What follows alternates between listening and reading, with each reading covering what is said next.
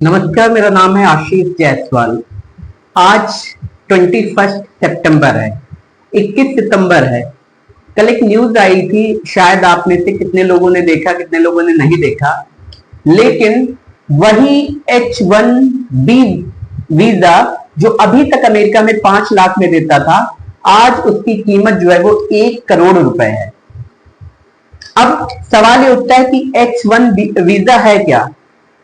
H1B visa जो है वो वही है जिसके आधार पर जो है, जो IITians होते थे, जो इंजीनियर्स होते थे, जो अच्छे डॉक्टर्स होते थे, वो अमेरिका जाते थे और वहां पर जो है सर्विस प्रोवाइड करते थे। तो आपको बता दें कि इंडिया का जो सर्विस सेक्टर में बिजनेस है वो लगभग 190 बिलियन डॉलर का है, और इसमें से जो है 120 बिलियन डॉलर जो है वो ओवरऑल अमेरिका से करता है।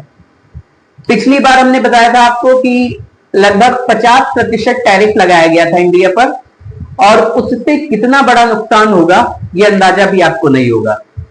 1 बिलियन की अगर हम बात करें तो लगभग 8,800 करोड़ रुपए, ओवरऑल हम कह सकते हैं 9,000 करोड़ रुपए। और अगर इन सर्विस सेक्टर्स में कुछ होता है, ऐसा कुछ बवाल आता है, अब आप तो चुका ही है कि अमेरिका ने साफ तौर पर कह दिया है कि कंपनियां उन्हीं लोगों को हायर करेंगी जिनको लगता है कि उनका कोई रिप्लेसमेंट नहीं है। मतलब बेहतर से बेहतर इंजीनियर सब केवल अमेरिका जा सकते हैं, बाकी के नहीं। इसके बाद जो है, अगर ओवरऑल देखा जाए तो हमें जो नुकसान होगा वो 18 लाख करोड़ रुपए, 18 लाख करोड़ रुपए का जो है नुकसान होगा। और ये जो नुकसान है ये कहीं ना कहीं हमारी जीडीपी, हमारी इकोनॉमी पे हर जगह इफेक्ट करेगा। अब सवाल ये उठता है कि 5 लाख का वीजा जो था वो आज की डेट में जो है 1 करोड़, उसके लिए आपको $1,000 पे करने पड़ेंगे, और $1,000 मतलब लगभग 88 लाख रुपए, और भी खर्चे हो जाते हैं तो 1 करोड़ आप मान के चलिए। ऐसे बहुत सी चीजें हैं जिन पे हम अगर बात करें तो पहले हमारा जो स्वदेशी का, जो देश में एक चलता रहता है कि स्वदेशी का, तो स्वदेशी बिजनेस जो हमारे देश का बिजनेस जो देश में होता था वो लगभग 16% था, और कहा यह गया था कि 22 से 23% हो जाएगा। लेकिन आज की डेट में वो जो है घटकर 12 से 13% हो गया है। हमारे पास कोई भी अल्टरनेट नहीं है। जिनको लगता है कि हम बहुत स्वदेशी हो चुके हैं, तो आपको बता दें कि आपके पास ऐसा कोई भी डिजिटल प्लेटफॉर्म नहीं है जो कि इंडिया ने खुद इन्वेंट किया हो।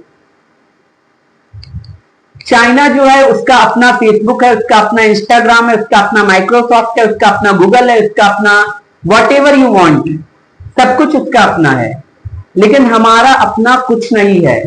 एक रात में हम इन्वेंट नहीं कर लोगे।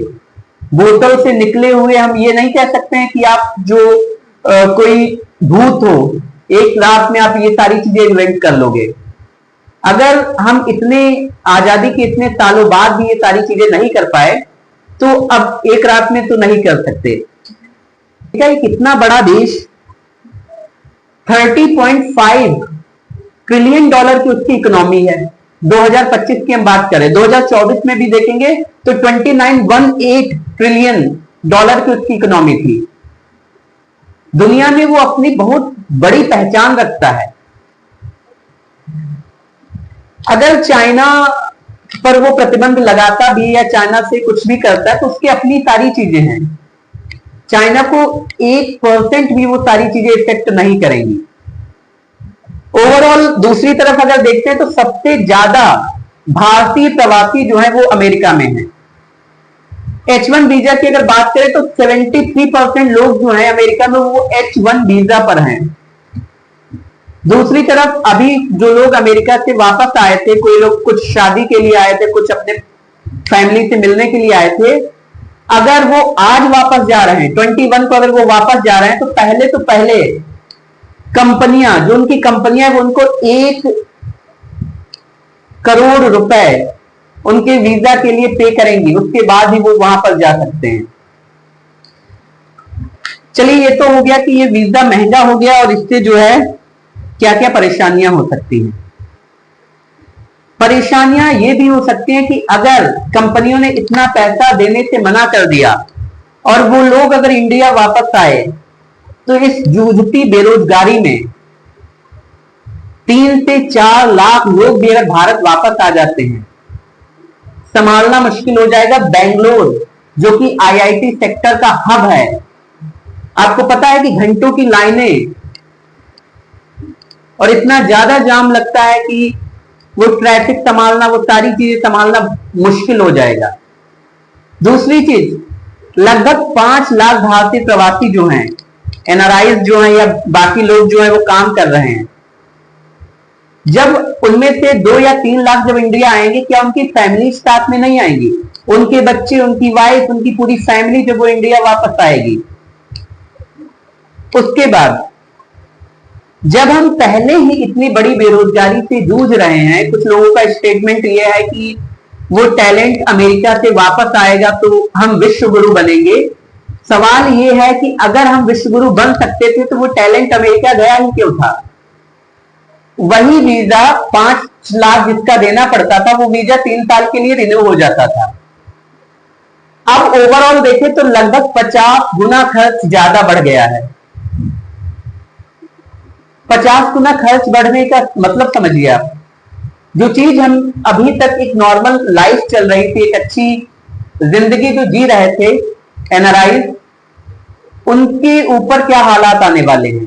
सपोज 3 लाख लोग जब इंडिया वापस आएंगे और जो मल्टीनेशनल कंपनीज में पहले से लोग काम कर रहे हैं, उनके ऊपर क्या असर पड़ेगा? जो बेहतर टैलेंट अमेरिका गया था और वो अमेरिका में और स्किल्ड हो चुका है, जब वो इंडिया आएगा और जो 50 साल से लोग नौकरी कर रहे हैं, हम ही कर रहे हैं नौकरी, कल को जब इंडिया में वो एनआरआई वापस आ रहे हैं, उसके बाद जब कंपनियों को एक बहुत ही कम पैसे में, जब उन्हें लगेगा कि इतनी भीड़ है तो हम क्यों इतनी सैलरी दें। इसके अलावा अमेरिका ने जो है Trump gold card, Trump platinum card और कॉर्पोरेट गोल्ड कार्ड, 3 कार्ड जारी किए हैं। H1 वीजा पर जो लोग जाते थे वो हमने आपको बता दिया, आईटी सेक्टर से लोग होते थे, आर्किटेक्ट होते थे, हेल्थ जैसे प्रोफेशनल लोग होते थे। अमेरिका हर साल जो है 85,000 वीजा जारी करता है और उनमें जो है यही सारे लोग जाते हैं। पिछली बार कहते हैं कि अमेजन जो है उसमें जो है उसको 10,000 से ज्यादा वीजा दिए गए थे कि वो जो है अदर कंट्रीज से एम्प्लॉयज को हायर कर सकते हैं। इसके अलावा जो है अमेरिकी कर्मचारियों का कहना है कि कंपनियां H1B वीजा का इस्तेमाल वेतन घटाने और अमेरिकी कर्मचारियों की नौकरियां छीनने के लिए करती है। जैसा कि हमने बताया कि 71% भारतीय जो हैं वो H1 वीजा पर जो है वहां पर हैं। नया नियम तो हमने आपको बता दिया कि जो अभी तक आप 5 लाख रुपए देते थे, अब आपको जो है 1 करोड़ रुपए देना पड़ेगा।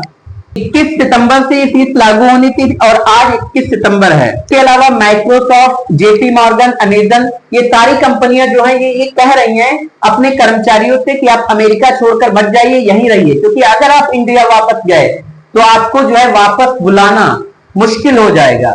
भारत हर साल जो है लाखों इंजीनियर्स और कंप्यूटर साइंस के ग्रेजुएट तैयार करता है और उनमें से जो है सबसे ज्यादा कंपनियां जो हम कह सकते एक्सपोर्ट करती हैं वो है Infosys, TCS, Wipro, Cognizant, HCL.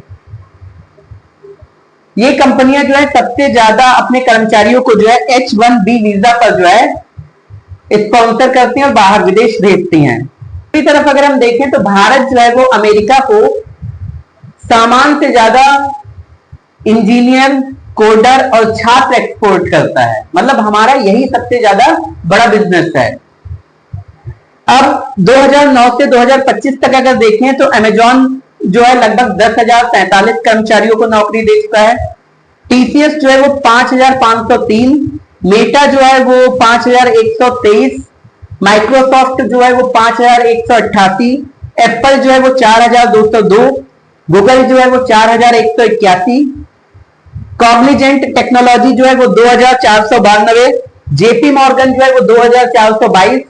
इसके अलावा वॉलमार्ट आपने सुना होगा 2390 कर्मचारी, और डिलाइट 2353 कर्मचारी, और ये सारे के सारे इंडियन हैं।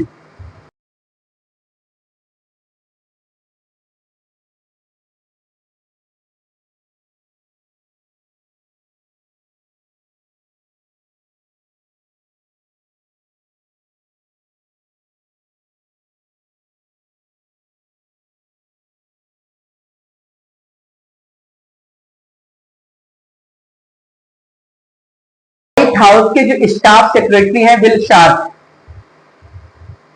उनका कहना है कि H1B वीजा जो है इसका सबसे ज्यादा गलत इस्तेमाल हुआ है। इससे जो है कई अमेरिकन ऐसे हैं जो बेरोजगार हो गए हैं, उनको नौकरी नहीं मिल रही है, और भी बहुत सारी चीजें उन्होंने कही। अब जो है जब इतना बड़ा अमाउंट कंपनियों को पे करना पड़ेगा तो वो केवल और केवल उन्हीं लोगों को हायर करेंगी जिनकी सच में जरूरत है। कंपनियां H1 वीजा पर जो है उन्हीं लोगों को हायर कर सकती हैं जो कि जिनको अमेरिका में जितनी सैलरी दी जानी है, अगर मान लो वहां पे कोई अमेरिकन नागरिक काम करेगा और इंडियन नागरिक काम करेगा तो दोनों को बराबर सैलरी दी जाएगी। अमेरिकन सरकार जो है वो अब 80,000 गोल्ड कार्ड जारी करेगी, और अमेरिकी वाणिज्य मंत्री जो है हावर्ड लुटनिक, उन्होंने कहा है कि अभी हर साल लगभग 2,81,000 लोगों को जो है ग्रीन कार्ड दिया जाता है। इनमें से ज्यादातर की कमाई जो है केवल और केवल $66,000 होती है। गोल्ड कार्ड की भारी फीस क्या तय करेगी कि अमेरिका में सिर्फ योग्य लोग ही वहां पर आए और बाकी के ना आए। अब देखिए गोल्ड कार्ड है क्या। गोल्ड कार्ड जो है वो अब EB1 और EB2 वीजा की जगह लेगा। ये कार्ड उन्हीं लोगों को मिलेगा जो अमेरिका के लिए फायदेमंद माने जाएंगे, और शुरुआत में सरकार जो है 80,000 गोल्ड कार्ड जारी करने की योजना बना रही है। अमेरिका को $100 अरब की कमाई होगी इससे, ऐसा जो है जो अमेरिकी वाणिज्य मंत्री हावर्ड लुटनिक हैं उनका कहना है। दूसरी तरफ इस रकम का इस्तेमाल जो है डोनाल्ड ट्रंप के द्वारा कहा जा रहा है कि इस रकम का इस्तेमाल जो है वो टैक्स को घटाने और सरकारी कर्ज को कम करने में किया जाएगा। गोल्ड कार्ड में सारी सुविधाएं जो हैं वो EB1 और EB2 वीजा की तरह ही दी जाएगी। सवाल यह है कि EB1 और EB2 वीजा है क्या, वो भी मैं बता रहा हूं आपको। तो गोल्ड कार्ड जो है इसमें पासपोर्ट और वोट देने का अधिकार नहीं होगा, बाकी आपको सारी सुविधाएं दी जाएंगी। E1 वीजा जो है वो अमेरिका का जो स्थायी निवास है, ग्रीन कार्ड वीजा इसको बोलते हैं, और E2 भी ग्रीन कार्ड ही है, लेकिन ये उन लोगों को दिया जाता है जो वेल एजुकेटेड होते हैं, जिन्होंने मास्टर्स कर रखी है या बाकी जो चीजें कर रखी हैं। अब सवाल ये उठता है कि देखते हैं कि इसका प्रभाव क्या होगा। अमेरिका ने जो 5 लाख से 1 करोड़ किया है, एक तरफ लोग कह रहे हैं कि जब टैलेंट वापस इंडिया आएगा तो इंडिया की ग्रोथ होगी।